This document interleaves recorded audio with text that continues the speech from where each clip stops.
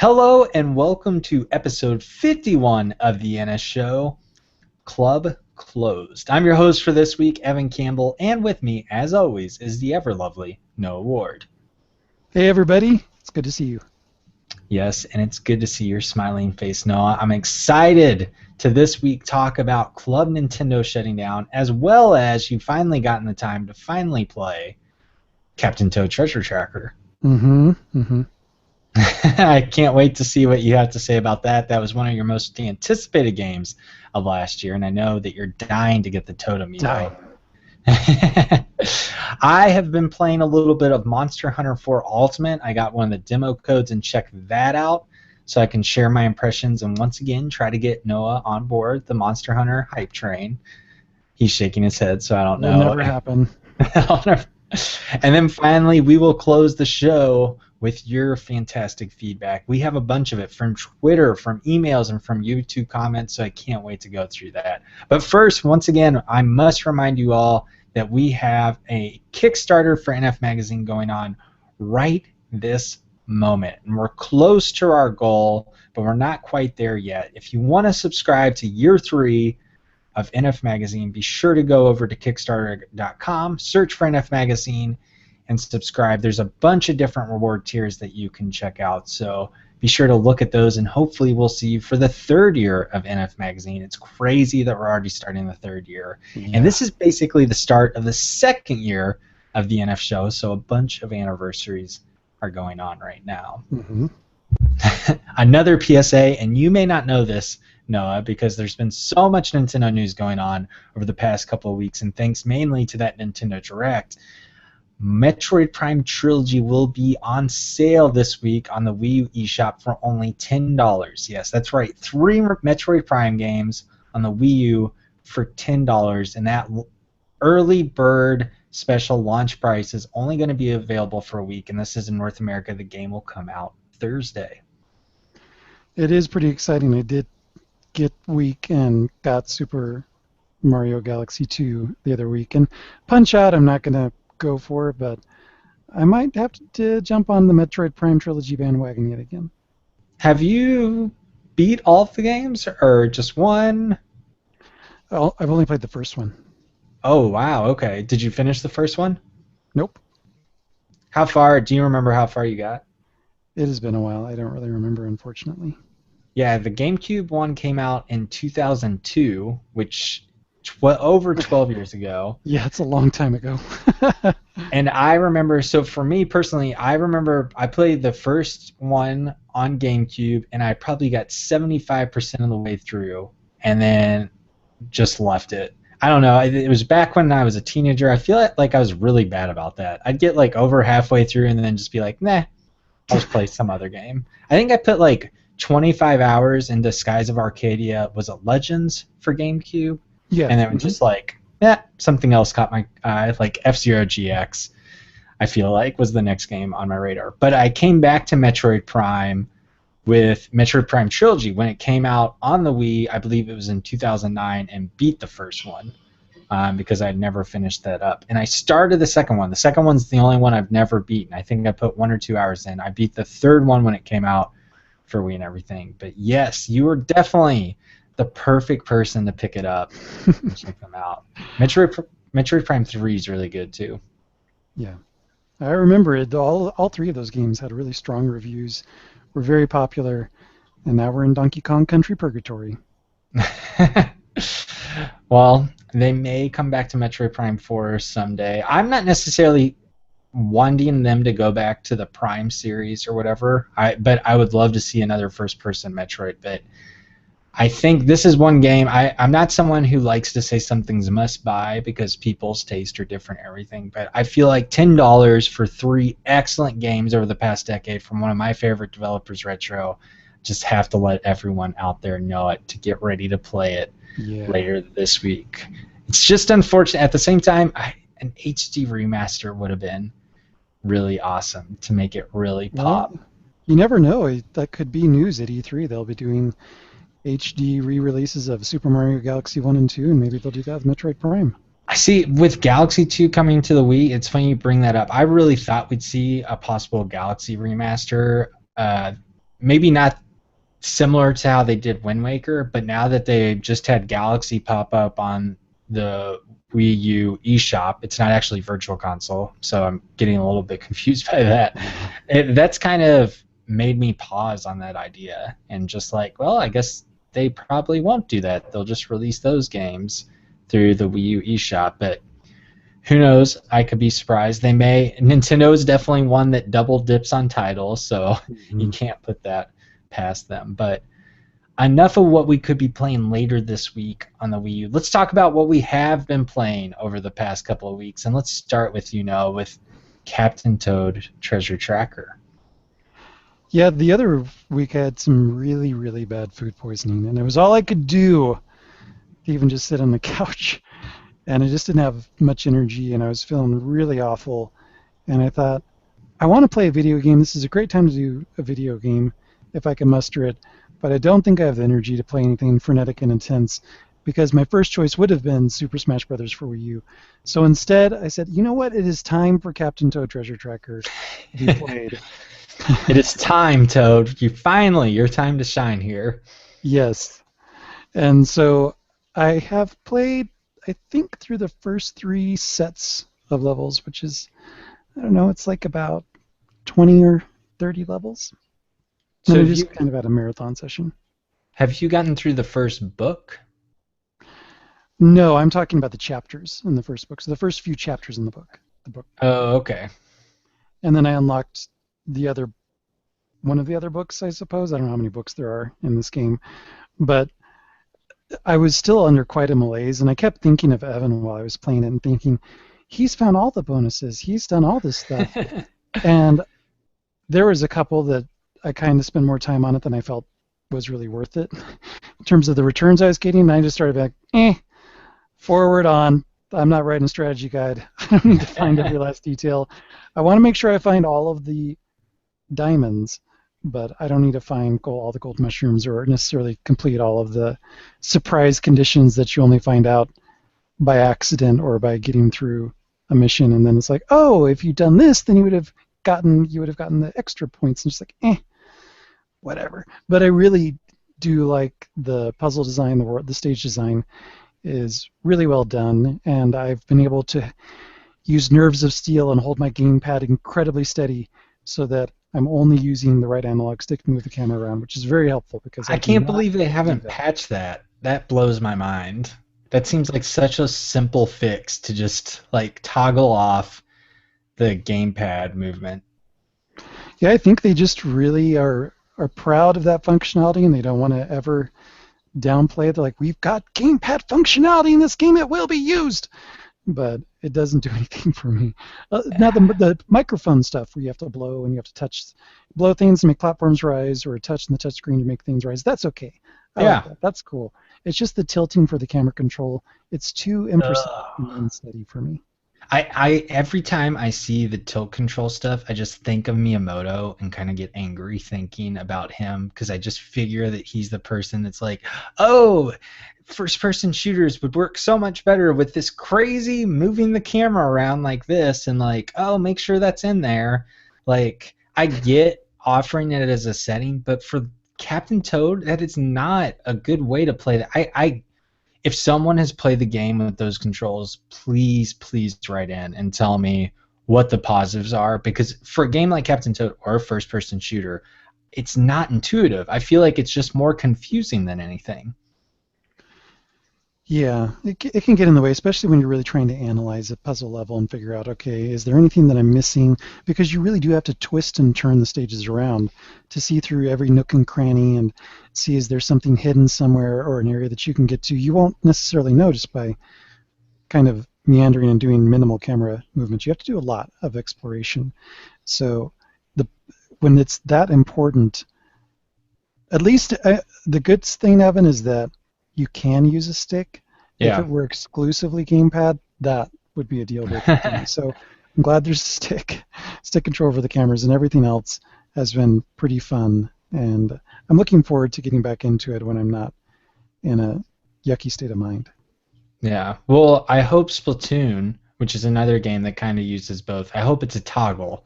You're either using the tilt controls or you're using the stick. It's not this combined thing where it can make it really finicky. But I was curious, I know you were excited about playable Toadette. Have you gotten to any of her levels yet? No, but I can't say that I'm super anxious about it. I just feel like it's kind of a skin swap, but I am looking forward to her being controllable nevertheless. Well, I will tease you that it plays into the story while you're Toadette as well. All right, cool. And so Toadette's kind of what you call the second act of the game. But I won't reveal how many acts there actually are. Well, and I also like the bonus of so many Super Mario 3D World levels being included and rejiggered around so that you can play through them as Toad, and without a timer, no less, because sometimes the timer was just so brutal in that game when you're going after green stars or trying to just dodge obstacles quickly enough. And it's kind of fun to run through those stages with it not too much, with a little bit less stress, and trying to look at things from the ground level, the ground floor, so to speak, as Toad, since this Toad doesn't jump. Yeah, the more I think back on that game, I really do think back on it fondly and everything, and it's another great game under the belt for EAD Tokyo, and I'm curious if they can keep up this yearly release schedule that they've basically had going for the past few years now, going, because, I mean, I don't think Nintendo ever says a studio split up into teams, possibly like a Western developer. But I feel like EAD Tokyo has become two teams almost, where they're working on separate projects. Yeah, the amount of output that they have coming out, I don't know if it's feasible otherwise. Doing handheld games, doing console games, and then doing spin-off games, it's a lot on the plate. Yeah.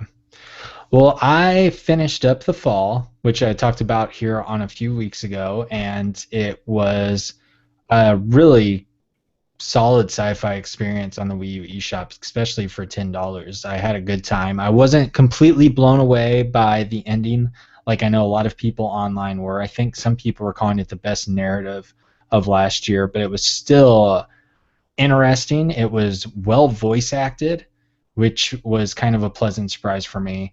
And it was a cool adventure game that used logical puzzles, and I feel like that's kind of become the case overall. Most adventure games nowadays use pretty logical puzzles compared to 20 years ago when you had to find all these weird things and put them together and stuff. So it's not too difficult there. There's some cool action that can become frustrating every once in a while. I think I talked about that with off the show at one point over the past couple of weeks, but it continues to get creepy. I think I kind of touched on that a couple of episodes ago where I was like, it's kind of creepy. It gets creepier for sure. The story can it's a weird game to play, especially if you're like by yourself with all your lights out. Now you're not gonna like freak out or anything, but there's an eerie thing going on, and trying to wrap your head around exactly what's going on with the narrative. It's a good mystery there too. That's pretty cool, man. I do love adventure games, so it is tempting. I like the premise just alone, and the art style is pretty sweet. So it's good to hear positive feedback all around from start to finish. Yeah, especially for you, knowing that you like Stick It to the Man, which was a game I reviewed last year for NF Magazine, I would highly recommend it for you, Noah. I think you'd really like The Fall. Only caveat I have is the fact that this game did hard freeze on me a few times, which is frustrating. Now, there's a good autosave functionality, so I never had to replay a large portion of anything, but it was not fun to see my Wii U hard freeze up a few times within the 3 hours of gameplay that this game offers. Wow. That is kind of surprising, because these games usually go through QA processes with Nintendo, right?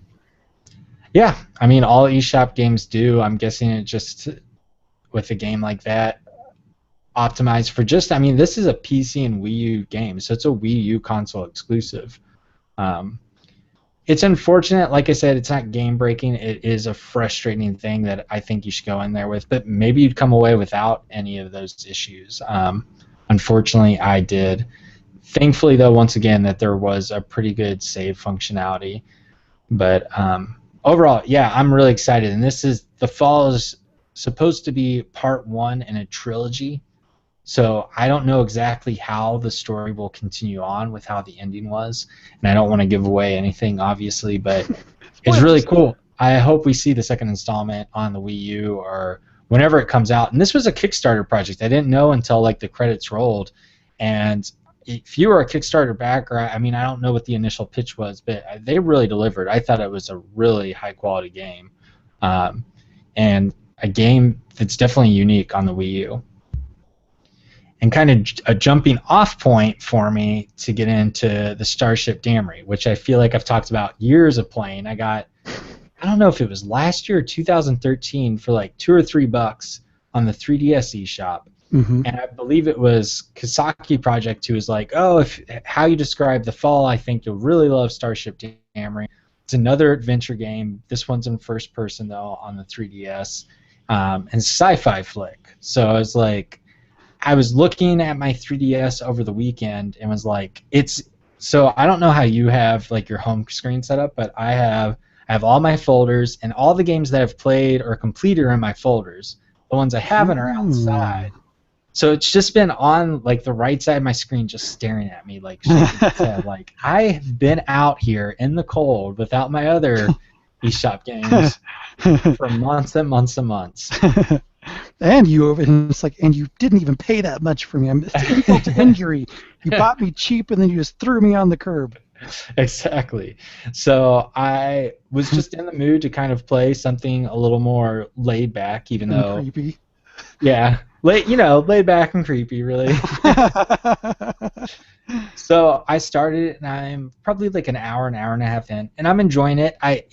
So it's a first-person view. You're like this robot. No, you basically wake up out of a cryo sleep, but for some reason you have. Well, they explain it from the cryo sleep. I'm guessing that you were woken up like midway through. You're supposed to still be sleeping, so you have amnesia. So you kind of got to get with it. So somehow you're controlling from kind of your sleep tank this little robot who moves around in first person and everything. And you're going around this ship to kind of find out what the heck has gone on.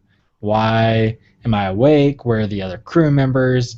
Can tell you right now they're not in good places, which isn't really. It's not really a spoiler. It starts off right off the bat.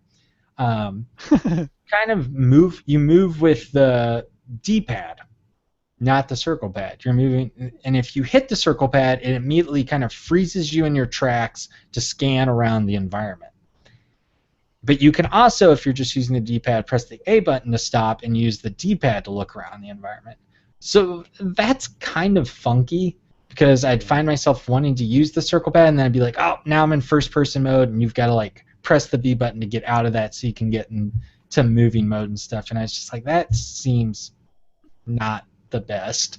And then on top of that, moving is in like you move up one space, you press the left, it turns you left, and then you have to move that way. So it's very slow. Kind of getting around, and then you're scanning everything. It's cumbersome, I think, is the best way to sum that up. So I'm not enjoying that as much. Just getting around. It's not a deal breaker, but it's still. And I'm not a game designer. I can't offer up how I think it would be, but it's just kind of this weird way to configure how you're getting around as this robot. But other than that, it's a pretty straightforward adventure game. It kind of goes out of its way. It's like, this game has no tutorials, and it's going to be really tough. And it's like like the other Level 5 kind of guild games, bare bones in a lot of ways visually. It still looks good, and it still kind of provides that creepy feel. There's some good pop-up scares, but there's not like this overwhelming sense of stuff that you can scan because these environments aren't super detailed. For the most, now a couple things I have found are hidden, but for the most part, it's pretty obvious what you need to look over and find and everything. And you can only carry one item, so you're really only going to be tackling a puzzle at a time. It does sound that they try to get a little too creative, or maybe a little too confining with the control scheme to make it scarier, much like Resident Evil for a long time had those tank controls for its characters. And the designer was kind of unapologetic about it at first. Like, that's part of what makes it scary, is it's hard to control the character. And I don't know if I'm a big advocate of that nowadays, because it just, granted, you're controlling a robot in Starship Damri, so you would expect perhaps the movement's going to be a little bit more robotic, but it's a little on the too manipulative side. Yeah, well, one way that this is different, I think, than Resident Evil is the fact that you're, at least so far, you're never like in danger where you're running away from something or someone or whatever. So you're not under a time constraint. You're not under like dangers in the I almost said the atmosphere, the environment. So it's just something that you kind of, I haven't been like super frustrated where I'm like, oh, this is so stupid, but I have just been like, this isn't that fun to get around, especially with the Fall that I just played. I mean, you're always kind of coming at this with what you have been playing. I feel like the Fall is a 2D game where it's really easy to get around and everything. It controls pretty darn well. But the Starship Damri, it is a cool little experience. I don't think it lives up to the Fall, and honestly, I don't know what the full retail price is on the Starship Damri, but if you're going by pricing, I think they're pretty similar. And I would wholeheartedly recommend the Fall. Starship Damri seems to be one of my least favorite Guild games so far. I love Crimson Shroud and obviously Attack of the Friday Monsters. Yes. For you unaware, Noah just rolled his eyes at me and did a fake vomit for bringing up Crimson Shroud. I didn't know that you disliked it that much. I just think it's just one of those instances where you're like, oh no, you're going to love this because you love Dungeons and Dragons, and oh my gosh, it's incredible. And I thought it was just so clunky and so slow and just yuck. So it just doesn't even hold a candle. Crimson Shroud, they should, I guess it doesn't have box art. Just yuck. Oh, I liked Crimson Shroud. We both loved Attack of the Friday Monsters. We did. Oh my goodness, that is one of my all-time favorite games. Well, you have the Starship Damri, so I'll be curious to see how our like thoughts kind of collide on that one. Yeah, I don't know how high that up is in my to-do list. I don't get guilt-tripped when I look at my arrangement of unfinished games across the vast landscape of my 3DS operating systems. Like, yeah, it might be fun to try that sometime in my lifetime. I don't know, but yeah, it is on there because I got the game at the same time as you did when they were having a really great sale on the Guild games. Yeah, well, the reason I kind of saw that game staring at me is because I booted up my 3DS to play the Monster Hunter 4 Ultimate demo. I had to download it and everything, and goodness gracious, I need the new 3DS just because the OS is so freaking slow. I don't know if it's I have so much content, and I only have a 16 gigabyte SD card. Ooh. But this is a first world problem. But coming from my computer and phone and any other console, I mean, even the Wii U now is better about having the quick boot up screen. The 3DS just the thing booting up, I'm just like, come on. It just feels like I can like hear its little motors chugging in the background. And then, goodness gracious, if you accidentally hit the Miiverse button, oh no, you might as well just forcibly shut it down.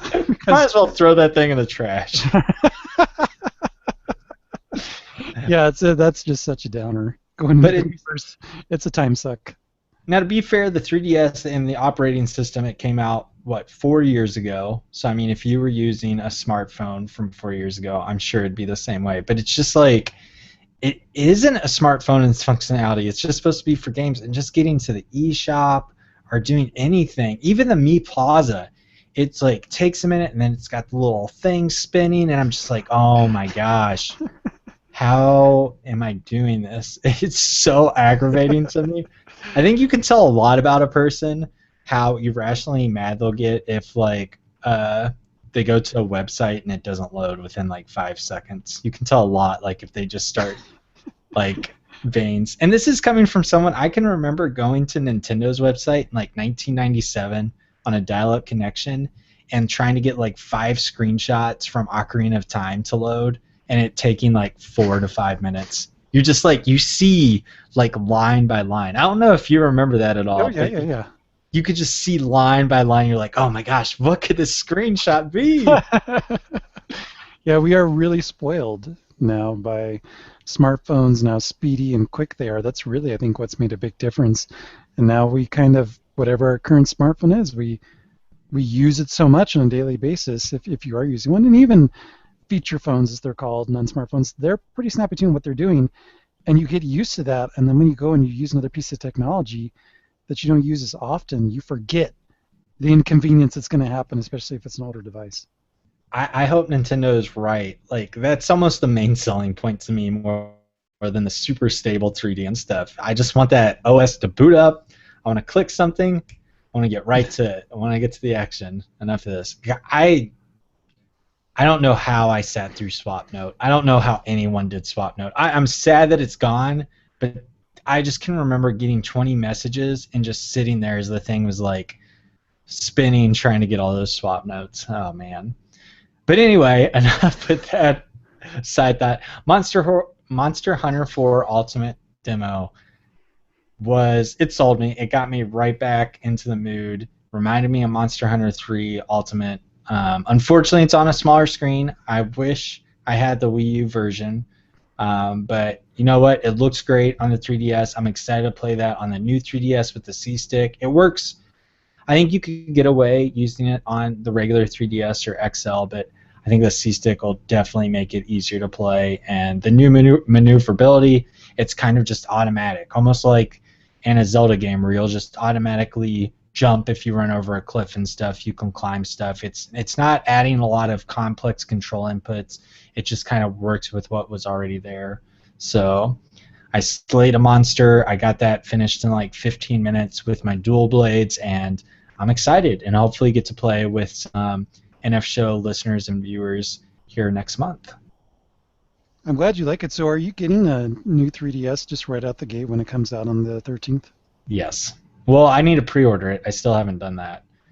Amazon doesn't sell Nintendo's handhelds, which is That how is I would so get it. frustrating. It's so weird. I think it goes back to the original 3DS with like the screen scratching and people shipping them back. I mean, this is kind of the rumor mill, but Amazon accepted returns, and then obviously was going to go with Nintendo and be like, hey, this is defective. And Nintendo's like, no, it ain't. It's not defective. You shouldn't have accepted that, blah, blah, blah. And I think that created a huge rift. So I feel like, I don't know if any of the 3DSs are on there. I think the Wii U maybe. I don't know. But yeah, it's a tumultuous relationship that's going on there. But Monster Hunter 4 Ultimate, the demo just kind of got my juices flowing. You need to jump on, Noah. Stop rolling those eyes. Evan is such a Monster Hunter fanboy and has been one for years.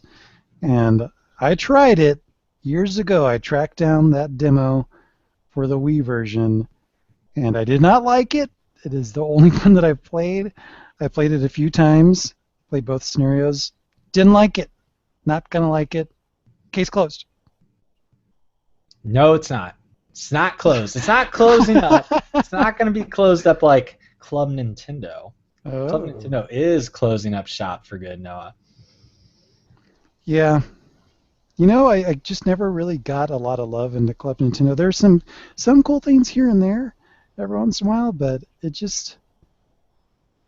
I think Club Nintendo as a concept was more appealing when we didn't have it than when it actually happened. It's like, oh, this is all we're going to get, just corny posters and calendars all the time?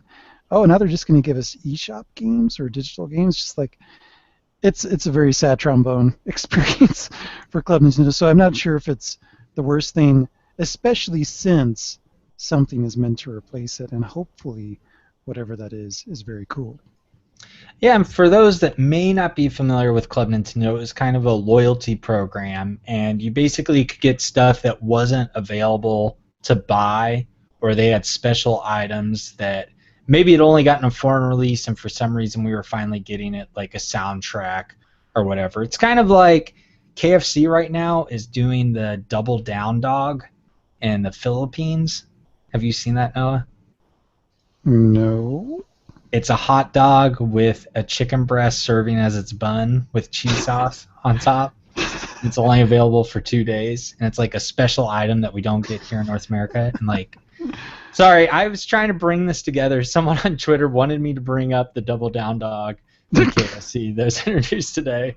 Yeah, I saw that on Twitter. I'm like, how are you going to work that in? So that was my not so subtle attempt. Trying to rope that in. So that one is for you.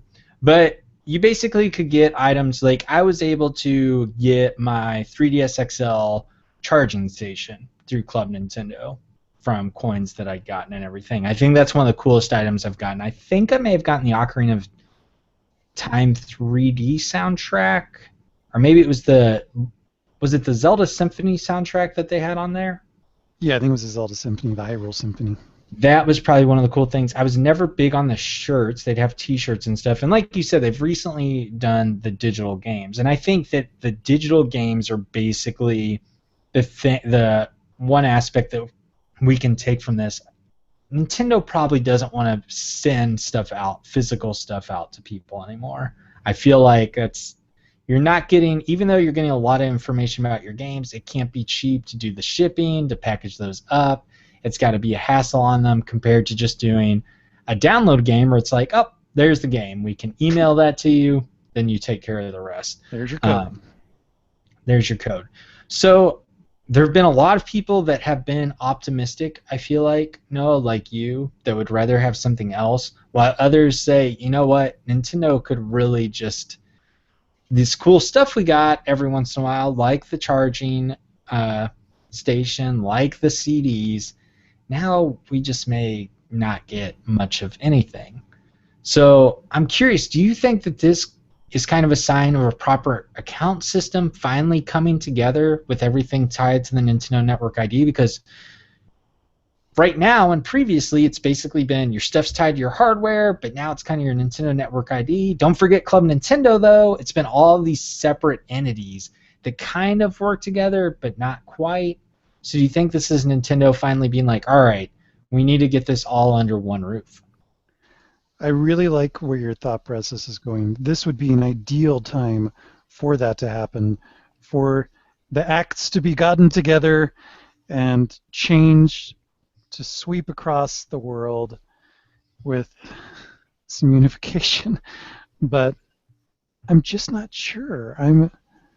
It's a perfect time to do it, but I'm not sure if Nintendo's ready to do it. They could surprise us. I would be very happily surprised if that were the case. But I don't feel like we have a lot of reason to expect it. I'm sorry, just you saying I don't know if they're ready for a proper account system and it's 2015. And you could be right. That's just crazy to me. You know, it's kind of like the tortoise and the hare. We've seen the rabbit run by so many times while we sit on the turtle that you just kind of get used to taking in the scenery, enjoying it as it rolls by. Well, what's also crazy is I think this is kind of where we're headed. I honestly think that will happen. I'm very optimistic. I can't imagine what they would do. I think this is to kind of, Club Nintendo was separate from Nintendo Network ID. You could link them, but let's put the reward program under your Nintendo Network ID and do kind of system. Kind of like how there was the digital promotion thing. It was a separate website that you could sign into or whatever, but it was tied to your Nintendo Network ID. Everything was under there. I hope it's integrated better, obviously. But back when we finally found out about the shared balance between 3DS and Wii U, and it was tied to your Nintendo Network ID, and there was that huge update for the 3DS. That was back in December 2013, I believe. And I think it was Bill Trendon of Nintendo of America who said this is the first step of kind of integrating the IDs. And it was the first step, supposedly, because it's been it's been the only step for more than a year. And that, when he said that at the time, I was like, cool, maybe we'll get an update in like 6 months or around the holidays next year. They'll have the time to figure it out. And hopefully, I mean, it's better late than never, though. Hopefully that this is kind of finally them being like, your games are, and I wish this would have happened before the new 3DS XL came out, but your games are tied to your account. No more system transfers. your stuff sticks with your account. Like that's what I want, and hopefully that's what we're gonna see. I wish they would have gotten their act together though before the new 3DS XL came out here, because the system transfer is just a headache that I am not looking forward to. Mm-hmm. Yeah, it was a friend of mine was asking me, how do I transfer it? How long is it going to be? Because he's still on the original 3DS, and he's finally going to make an upgrade to the new 3DS XL. And I'm like, that's a huge upgrade. That's great. Please do it. Just on principle, please upgrade. Because I've been on my 3DS XL so long, I couldn't imagine going back, as much as I like the paint job on the old one better. Anyways, I went and looked it up. I'm like, here, just Google. Let me Google that for you. How do I transfer from one 3DS to the next? Because he wants to trade it into GameStop. And, of course, that's a huge issue in itself, because GameStop requires the charger, and he doesn't have multiple 3DS systems, so he's going to have to buy another charger. And he found one on Amazon for $8 or something. So good for him. But I said, I was trying to remember. I'm like, well, unless you have a lot of games downloaded, the transfer shouldn't take too long. Maybe it'd be 20 minutes. And then I'm like, look, here's a page on Nintendo's website. And it's all, the transfer may take up to 4 hours. I'm like, that would be the longest trip to GameStop ever if you get it there on the counter. You need Wi-Fi to do the transfer. That's right. You have to do it via Wi-Fi. I told him, and I actually did this, you can also just take the SD card out and just save that to your computer and do a backup there, but the problem here is, though, that the new 3DS XL uses a micro SD card. Mm-hmm. So you'd need both, and not many. I mean, I'm going to have to check on that, because my wife's computer had SD card slot, but I don't know about the micro SD card slot. Yeah, you might have to get a little reader. I mean, what I did was I moved stuff from my first SD card onto my computer, and then from my computer to my new SD card for my new 3DS, and that worked really well. And that was that much less that I didn't have to transfer. But if you're doing a whole bunch of stuff, unfortunately my friend doesn't have a ton of things, so I think he'll be okay, but the transfer can be a bit painful. But it's totally worth it. Yeah, it kills trade. I'm curious how many people don't know this, because I know that GameStop here in North America has a trade-in deal going right now. Where you can get up to like $100 toward a new 3DS XL, so you can cut that cost in half. And people who trade it in, especially with there being Nintendo Network ID, and then getting their next system and being like, "Wait, where are my games? What's going on here?" And it's just like, "Oh, see, your games are tied to the hardware, not your actual like network ID and stuff." So. Yes. Now, if it goes this way and we're all tied under the Nintendo Network ID, do you think physical rewards, that's gone? Do you think we'll see physical rewards at all? I don't think we will, unfortunately.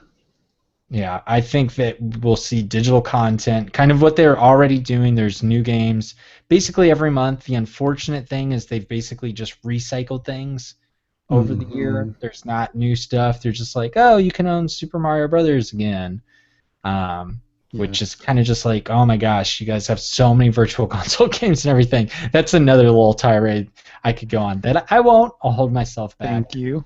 But I'm cool. I'm cool with the digital content. That's mainly how I use Club Nintendo right now. So I don't have anything against that. And honestly, I know a lot of people are like, oh, the soundtracks you can get on there. Nintendo should just release those soundtracks on iTunes and the Amazon store. Yes. That's another tirade I could go on right now.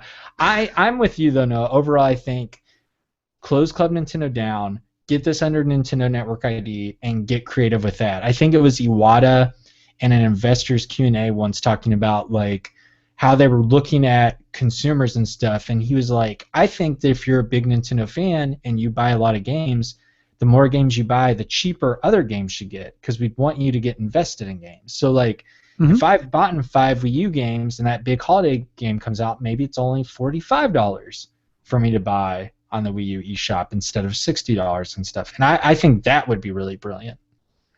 Yeah, something like it. Would it be kind of like a frequent diners card where after you buy X number of games, you get a 20% off discount coupon to use in any game you want one time? Yeah, I mean, I don't know if he was saying it would be used as one time. It'd just be as you kind of show your, I guess saying it in a very PR spin, as you show your Nintendo fandom, Your aka as you loyalty. buy, as you just buy all of our stuff. And I mean, maybe I would think with like data mining from your Nintendo Network ID, but and this may be too much, but I would think that you could get to the point where you're like, okay, this person's never tried the Fire Emblem series. Why don't we offer those games, give him a coupon or big discounts to see if he gets in that on maybe one of the virtual console games or one of the older games, so he will buy the next Fire Emblem game. I think you could do a whole lot with discounts and stuff there. Um, so I'll be curious to see how it plays out because and the other question is Club Nintendo right now, you do have to fill out surveys. They're not huge or anything, but there is a lot there. Will surveys return? That's kind of you're doing surveys and getting coins in return. What kind of will be the exchange here with Nintendo? Or will it just be because they can see what games you're buying and everything? They don't really need that. Um, so I'm optimistic though. I think that this could be a good thing more than a bad thing. Cool. And I'll take that as you agree. It's time for feedback. It is time for feedback. Remember, you can always get your feedback in by emailing us at show@nfmagazine.com, or you can leave a YouTube comment, or you can reach us on Twitter. We'll let you know our Twitter handles at the end of the show. And with that, Noah, take it away. Thank you very much. So we are starting out the feedback with a tweet from Alex Osborne, who tweeted us, do you think Nintendo will be able to sustain Amiibo popularity? Do you think NFC will carry over to Wii U's successor? And for me, I'm going to say, I think the Amiibo popularity at least has another 2 years in it. I think that these kind of toy fads, they have a limited shelf life. I mean, look at Rock Band, the Guitar Hero, granted, a different object altogether, but I feel like these figurines, I don't know, that maybe they could be like G.I. Joe and Barbie, and they'll be here for generations, or maybe 300 years from now when Nintendo is not making video games for some weird reason, they're still making Amiibo. That would be really weird, because then there wouldn't be any functionality. But I think Nintendo is great, that has a great plan of a lot of Amiibo are in the pipeline. They're going to be coming. Nintendo's making the most of this craze right at the best time. We're not building up to it. We're certainly building up to support for Amiibo functionality in games, but the figurines are coming out en masse, and there are so many of them.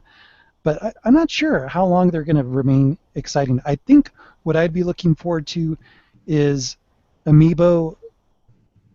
I kind of cringe at this thought now that I think a little bit further, but Amiibo 2.0, essentially kind of like what we've seen with Skylanders Disney Infinity figures, where for the Wii U or the 3DS's true successor, we get Amiibo that can support multiple games, let's say, or maybe they light up, or something else that happens.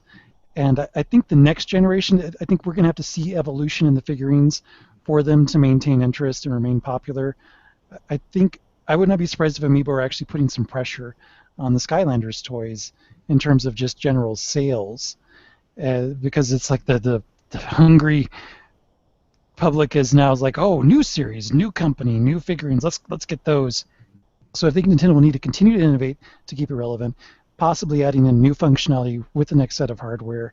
And with that in mind, I definitely think if motion controls can carry over from one system to the next, I definitely think NFC is going to carry over into the successors to both the console and the handheld.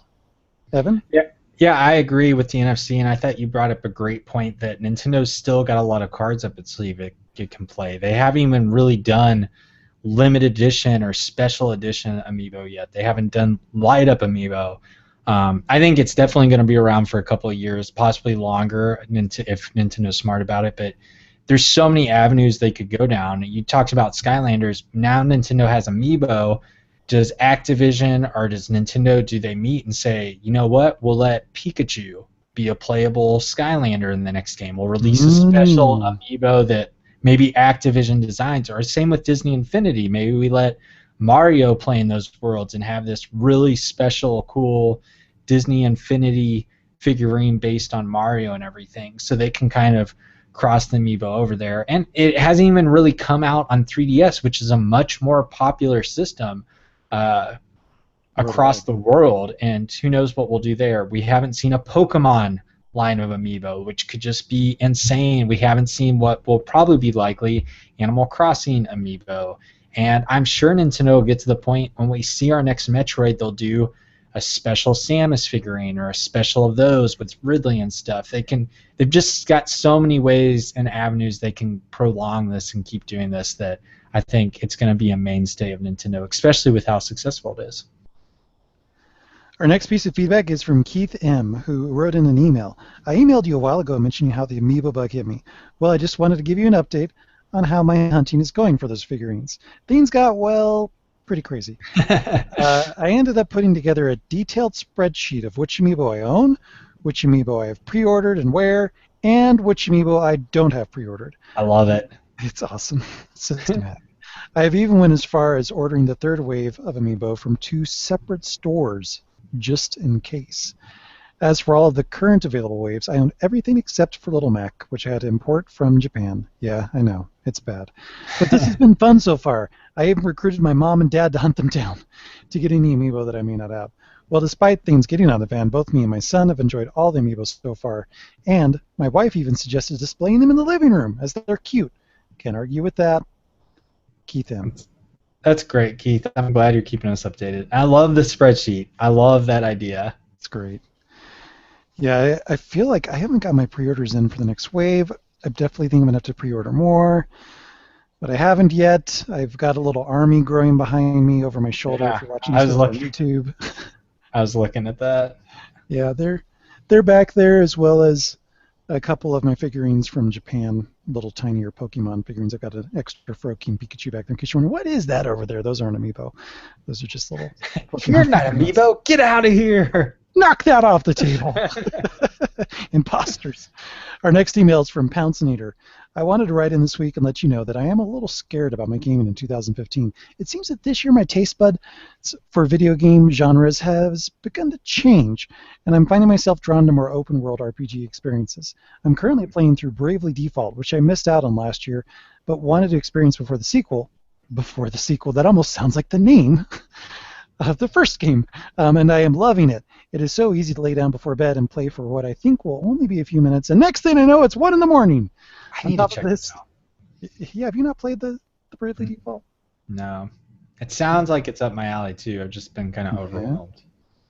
On top of this, I'm planning on finishing Xenoblade Chronicles on Wii, which I started last April, with my most anticipated games coming out this year being Monster Hunter 4 Ultimate, yay, and Xenoblade Chronicles X. Pair that with the potential open-world Legend of Zelda coming at the end of this year, and it's looking like I'm going to be sinking hundreds of hours into a lot of video games this year. So my questions to you this week are, what games do you see yourself devoting the most amount of time to in 2015? And what is the most amount of time spent on a game so far according to your logbook on Wii U and 3DS? I was surprised to find out that the most hours I'm putting into games are on my 3DS, with over 260 hours in Pokemon XY to achieve the title of owning a living Pokedex. Wow. That is impressive. It really is. And I think, I may be wrong, but I still think Animal Crossing New Leaf holds the record for most time across all my games, because weren't you like 80 hours? It was like 60 or 70, so somewhere around there. I may be wrong, though. I need to actually confirm that. Yeah, I think you got up to 80s. I could be wrong, but I feel like you got pretty far up there. Because you were playing it for like 2 months straight. Yeah, I was quite regular with my Animal Crossing, which is so weird. The first time I ever played it, I really got into it, and then it just as quick as it came, it just went away. It went away. It'll come back. Wait for those amiibos in the Wii U version.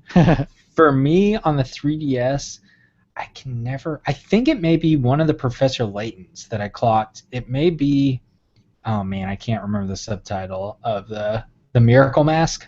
Yeah. Professor Layton. I think I may have clocked around 35 to 40 in that, where I did all of the puzzles and everything. and some of the DLC. But it also could be Animal Crossing's up there. I didn't come close to how much you played. And Kid Icarus Uprising. Put a ton of time into that as well as the multiplayer. And then another one that may be surprising, Mario Procross, which is a full console game. I think I put 25 to 30 hours in that. I just spend all kinds of time playing that. As for Wii U, I'm pretty sure Monster Hunter 3 Ultimate takes it 50 to 60 hours. And probably coming in... Oh! Well, yeah, for last year. Actually, you know what? I think Call of Duty Ghost. I think I put like 90 to 95 hours in Call of Duty Ghost. Multiplayer. Yeah, playing multiplayer with friends. That'll do that. And then finally, Deus Ex Human Revolution Director's Cut. That was probably like 40 to 45. Yeah, I think I put a lot of time, the Wii U games that I played, probably the most into Super Mario 3D World, just trying to complete as much as possible of that game, except for the last 3 stages, which I still have no regrets of just watching some YouTube videos and being I did everything else. That was enough. My badge of honor is earned. Let's jump into the comments for feedback. First up from Glenn Strawn. Hi, hey guys, congrats on your first year anniversary and 50 episodes. Thank you very much. That's very awesome. As someone who opted for Thor's tier in last year's Kickstarter campaign, I wholly recommend it to anyone who can afford it this time around or in the future. I can't wait to hang up my new picture of Chibi Robo. Cool. I believe that Thor's tier is actually sold out. I did look right before the show started. I may be wrong, but I think it's sold out. However, there are 2 other artist tiers, 2 other artists who still have some slots open on theirs if you're looking for some sweet custom artwork to go along with your year 3 subscription to NF Magazine. So go ahead, go out there and check out the rewards tiers. There's actually lots of rewards tiers, all sorts of different things. But if you're artistically inclined, there's still a couple tiers open for you. Next up from Gaming Nerd 15. I love tuning into your shows and hearing your guys' thoughts on everything Nintendo. I pre-ordered the Majora's Mask new 3DS right before they sold out on GameStop, and I cannot wait to play Majora's Mask on the go. February 13th is going to be great for North America. Wow. That's awesome. I'm glad he got one, and thank you so much for the kind comments. We really appreciate it. And I think I speak for both of us. It really keeps us going. It's awesome to hear so many people enjoy the NF show. Yes, it really does. That's why we go through all this feedback. We truly, truly appreciate it. So thank you very much. And good job, Miss. Gonna say Speedy Gaming Nerd 15 for getting that hardware reserved so quickly. That is lightning reflexes, I think, as we've learned with anything Majora's Mask branded or bundled this year. Those were gone so fast. Next comment from Kisaki Project, one of our most prolific commenters. We always love to hear from Kisaki Project. I'm going to wait to get the new 3DS XL till my birthday at the end of May.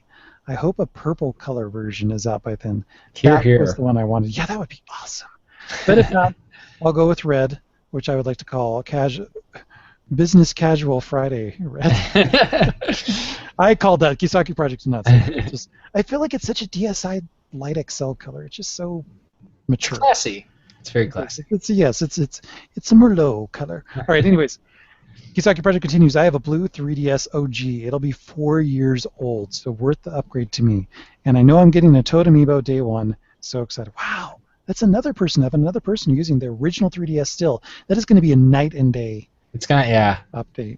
Man, I'd love to see the reactions. Just like, oh, bigger screens, better 3D. He continues, the lineup of games looks pretty good. I'm excited for Puzzle & Dragons Mario. I'll pass on my old 3DS to my girlfriend and get her a copy of it too. I think that game hopefully will bring in some of the Candy Crush crowd. Evan, on your pouring one out thing with Monster Games, have you heard of the Diddy Kong Racing 2 rumors? Essentially the rumor was that's what the Excitebots was going to be, but because Diddy Kong Racing DS didn't do so great, didn't happen, but allegedly since Donkey Kong Country Returns and Donkey Kong Country Tropical Freeze are big deals, that may be happening on Wii U. I would check it out. Evan?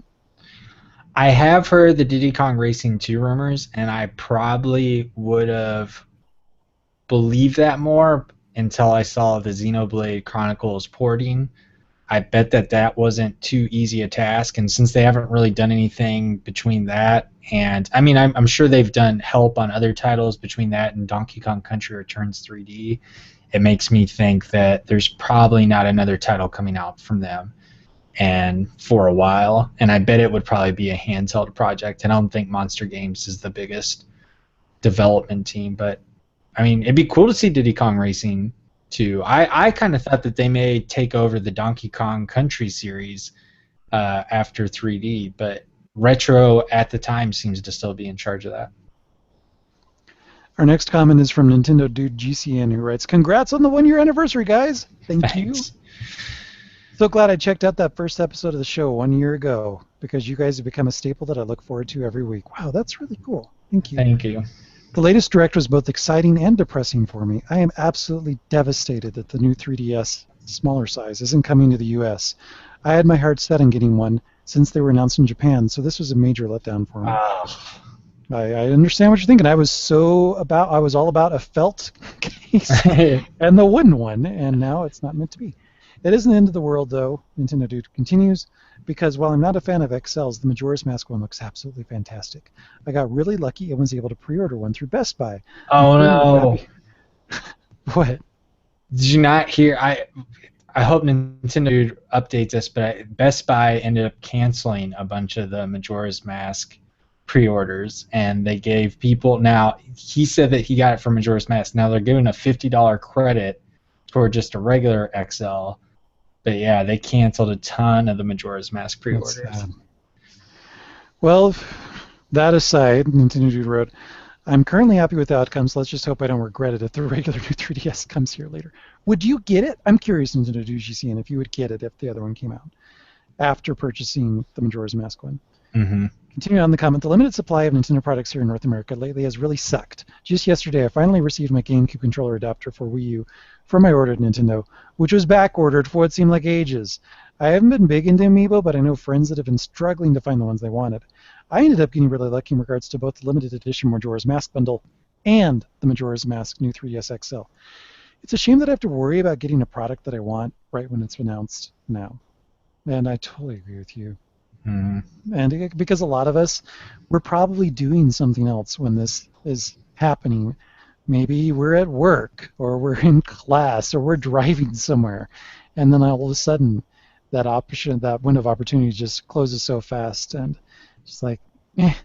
Now, on the sarcastic front, Beige6410 commented, "Guess limited edition means limited supply." Well, yeah, it means that, of course. But that's not going to change some people being sad and disappointed that they can't get in there quick enough. And especially with so much reselling going on, that's just like the biggest letdown. Anyways, next comment, Weston M. "Everything is happening on February 13th. New 3DS XL, Majora's Mask 3D, Monster Hunter 4 Ultimate. What a packed day!" I was a little surprised by the fact that only the XL model will arrive here and not the regular, which doesn't bother me too much as I was always an XL guy. But what does bother me is they aren't giving gamers a choice as to which model they can get. I'm a little surprised that Majora's Mask is coming out so soon. I expected an April-May release, but hey, I can't complain. I get to play it sooner. I was kind of hoping that Nintendo would address the Amiibo stock issue, but at least they're making more Marths for the people who couldn't get one. Yeah, it's a bummer. I definitely agree. I understand that you, like other viewers, are excited about Monster Hunter 4 Ultimate. Pumped. You are not alone. Our next comment is from the Seventh Experiment. This is going to be the one wrapping up our feedback section. Seventh Experiment wrote, "I absolutely loved the Direct we got. For me, I think the big thing would be the announcement of the new Fire Emblem. When I first saw the Direct and recognized the art style to be a Fire Emblem, my first thoughts were, oh, it must be the new Shin Megami Tensei crossover with Fire Emblem, finally! And then the words, the next game in the Fire Emblem series, came on the screen. And while I was disappointed for a couple seconds, I actually think I like a pure Fire Emblem game more, since I haven't played Shin Megami Tensei. I adored Fire Emblem Awakening, so to be able to play another Fire Emblem game made by many of the same people is super exciting. As for Amiibo, I have been waiting for them to announce the wave of Amiibo that includes Lucina and Robin in it. I feel like it's going to be a nasty bloodbath to get the pre-orders. I'm so there with you, Seventh Experiment, as well as when they come out, but I am determined to get one. Okay, I'm going to pause here because I want one of the Robin Amiibo too. That's actually one of the ones that I want. Lucina, I tried playing as her. My buddy tried playing as her when he came over for a little game play date. We're like, "Meh, she's not that great. Don't like her, but Robin's still pretty cool. So Robin's on my acquisition list. Anyways, seventh experiment continues. I am so excited for Splatoon, and I feel just like Evan does about it. Everything they show me looks great. I was pleasantly surprised back when they showed me the one-player mode stuff. As for voice chat, I think it'd be useful to have it when playing online with friends. The end. Yes, voice chat. Evan, I don't know. I'm optimistic. This is optimistic, Evan. Just smiling. I'm excited about Splatoon. It looks super fantastic. And just so everyone knows, Noah is just as excited about Splatoon as I am. I am. I'm really excited. I think next to The Legend of Zelda, that's probably my most anticipated Wii U game this year. Quick question: Splatoon amiibo? Yes or no? Do I want one, or do I think they'll happen? Answer both. I think they should happen, and I would totally get a Splatoon amiibo because anything that I can do to encourage Nintendo to keep making new IP, especially on the console, is really exciting. And I think they're pretty cool character designs. It's been really awesome to see kind of the Nintendo community draw Splatoon, like fan fiction type stuff and everything. It's always so cool. A lot of stuff on Tumblr, and you'll see pump up. People just seem really excited about that game. So I hope it's Nintendo's next big franchise. I hope it's as awesome as it seems to be. And yes, I hope there's voice chat. But anyway, thanks so much, Noah, for going through such amazing feedback. Thanks to all of you out there watching and listening for providing it. We always enjoy going through with it. And that will wrap up episode 51, Club Close. Thanks so much for joining. Don't forget you can subscribe to us on YouTube and iTunes. And yes, iTunes is finally working thanks to Noah. Thanks to everyone else out there. It is finally there. So be sure to review us on iTunes. Feel free to be upset that it's been so wonky on there. But hopefully you'll review the content of our show. There's also an NF Show playlist over on YouTube. And if you can't get enough of us just from this show each Monday, you can follow our rants, our musings, what we're thinking at that moment over on Twitter. I'm at Evan Campbell. Noah is at This Is Noah. And most importantly, NF Magazine is at Nintendo Force, so you can keep up to date on all the Kickstarter info. Lucas has giveaways going on. I think recently he's about to give away a Marth amiibo, which are still hard to find until we get that resupply, so it's a great account to follow. Noah, any parting words? It's another week, another great show. I was glad to be here. It's always fun to be here, and we hope you had a great time too. And until next week, we'll see ya. Bye-bye.